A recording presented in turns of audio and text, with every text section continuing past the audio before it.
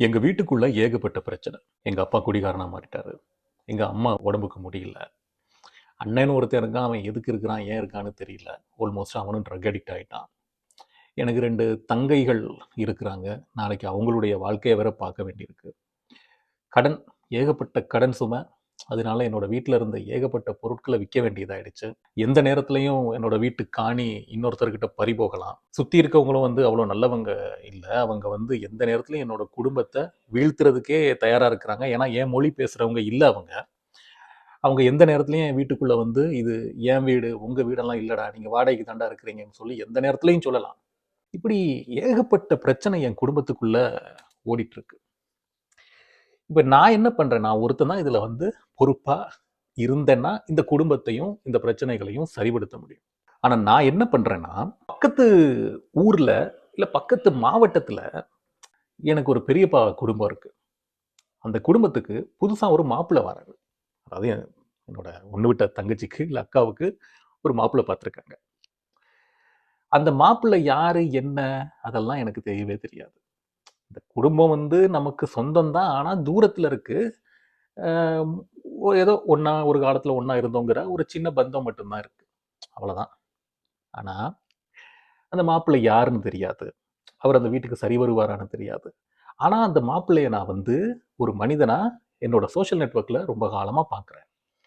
அவர் மேல எனக்கு ஒரு மிகப்பெரிய மரியாதை இருக்கு. இதனால அந்த வீட்டுக்கு அவரு தான் மாப்பிள்ளையா வரணும் அப்படின்னு நான் கங்கணம் கட்டிட்டு நிக்கிறேன். என்னோட நாள் முழுக்க, என்னோட நேரம் முழுக்க, என்னோட எனர்ஜி முழுக்க, என்னோட பலம், என்னோட ரைட் அப் எல்லாத்தையும் அந்த மாப்பிள்ளைக்காகவே பயன்படுத்துறேன்.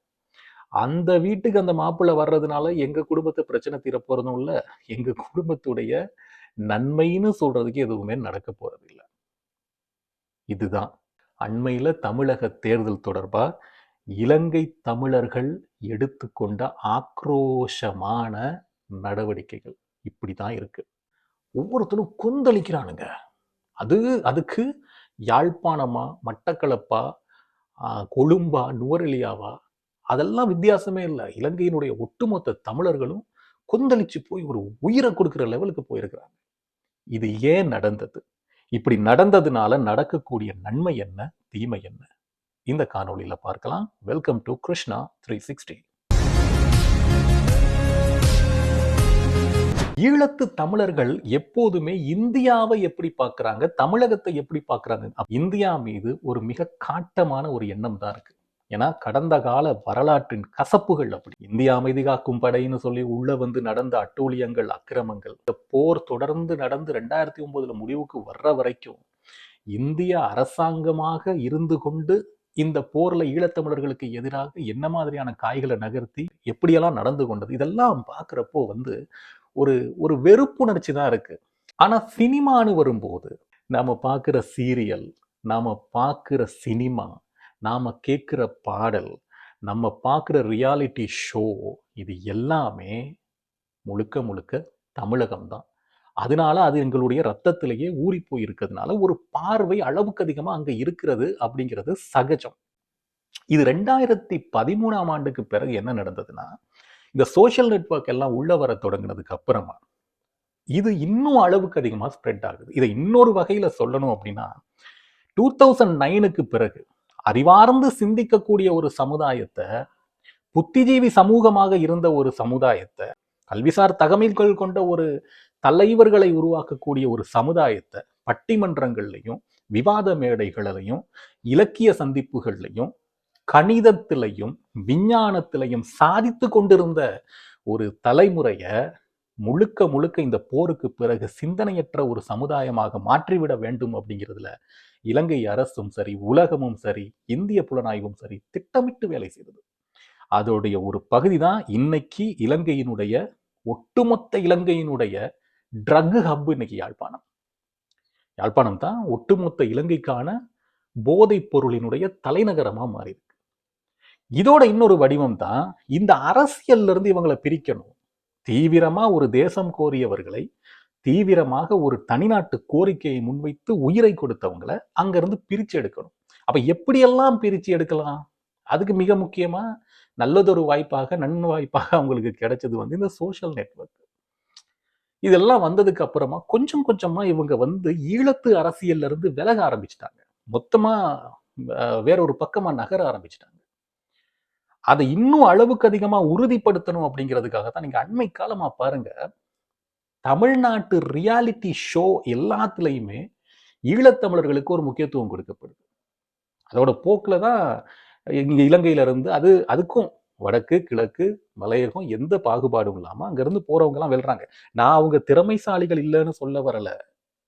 ஒரு வாய்ப்பாக இவங்க அதை அவ்வளோத்தையும் உள்நோக்கி பயன்படுத்துறாங்க. இந்த அரசியல் விட்டு இவங்களை நகர்த்தணுமா இருந்தா தமிழ் அரசியலும் இருக்கணும், ஆனா ஈழத்து தமிழ் அரசியலுக்கான தனித்துவம் இல்லாம போகணும்.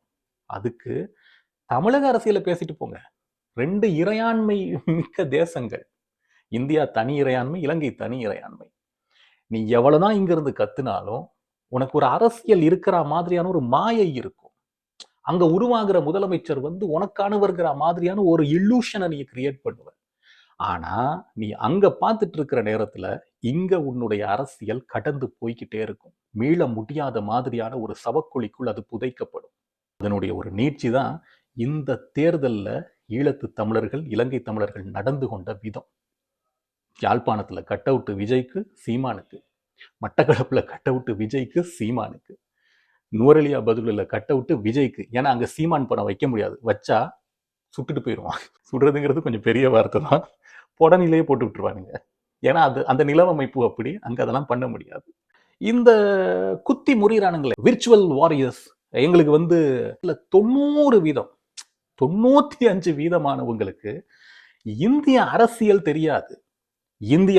தெரியாது. இந்தியாவில் ஒரு ஸ்டேட்டா இருக்கக்கூடிய தமிழ்நாட்டுக்கு கான்ஸ்டிடியூஷன் அடிப்படையில் என்ன மாதிரியான அதிகாரங்கள் இருக்கு, அங்க வரக்கூடிய முதல்வர் அப்படிங்கிறவர் எந்த தன்மை கொண்ட ஒரு ஆட்சியாளராக இருப்பாரு, அவரால் எந்த அளவுக்கு மத்திய அரசாங்கத்தோட பார்கெயின் பண்ண முடியும், தன்னுடைய ஸ்டேட்டுக்கு வெளியில இருக்கக்கூடிய இன்னொரு நாட்டு கூட எப்படி தொடர்பு ஏற்படுத்த முடியும், இந்த மாதிரி எதுவுமே தெரியாது. தமிழ்நாட்டு அரசியல் கடந்து வந்த பாதை தெரியாது. இப்போ உங்களுக்கு பிடிச்ச ஒருத்தர் வந்துட்டாரு, சரி, இவரால இலங்கை விவகாரத்துக்குள்ள எந்த அளவுக்கு தலையிட முடியும், என்ன லிமிடேஷன், யாராவது சொல்ல முடியுமா? அவர் ஒரு மாநில முதல்வர். மிஞ்சி போனா மேக்சிமம் என்ன செய்ய முடியும்?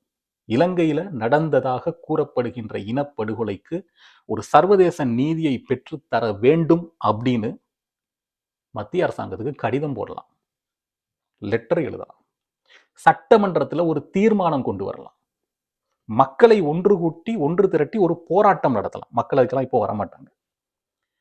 இதை தாண்டி ஒரு எல்லைக்கு மேல நகர்ந்தா அடுத்த நிமிஷமே சென்ட்ரல் கவர்மெண்ட் இந்த மாநில ஆட்சியை கவிழ்த்துரும்.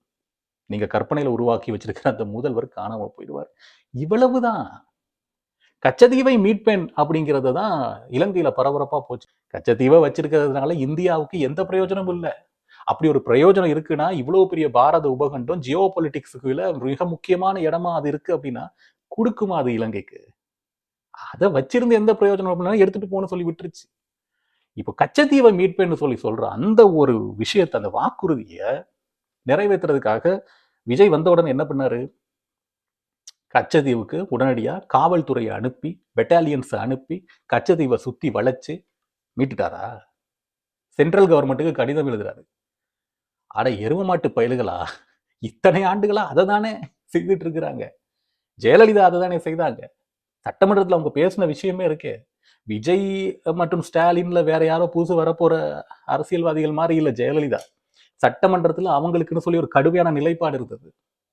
அவங்க வந்து ஒரு பலமிக்க ஆட்சி வச்சிருந்தாங்க. அவங்களாலேயே அவ்வளவுதான் முடியும். ஏன்னா அது 2 நாடுகளுக்கு இடையிலான பிரச்சனை.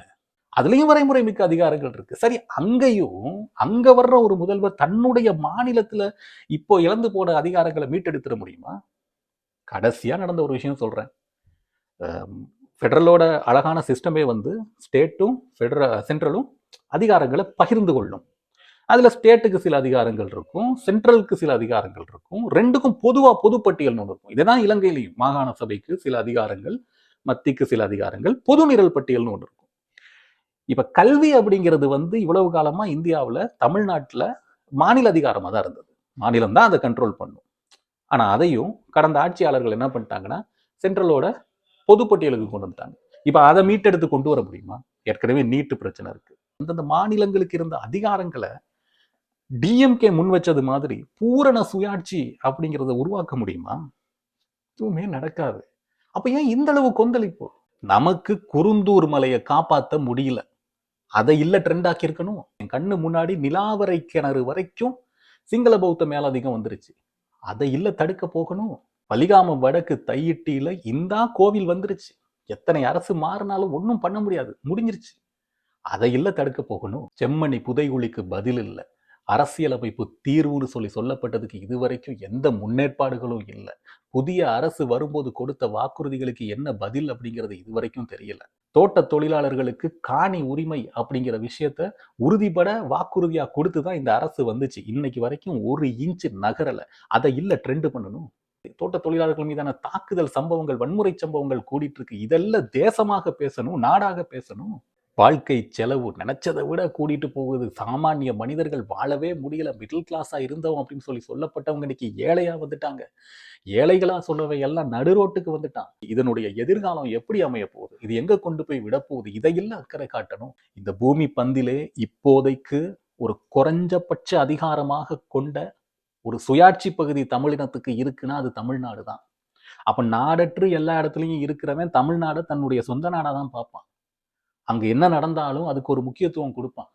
அங்க நடக்கிற ஆட்சி மாற்றங்களுக்கு இலங்கை என்ன, Singapore, Malaysia, Fiji, Canada, German உலகம் முழுக்க இருக்கிறவன் பார்வையை செலுத்த தான் செய்வான். அது ஒரு தார்மீக பொறுப்பு.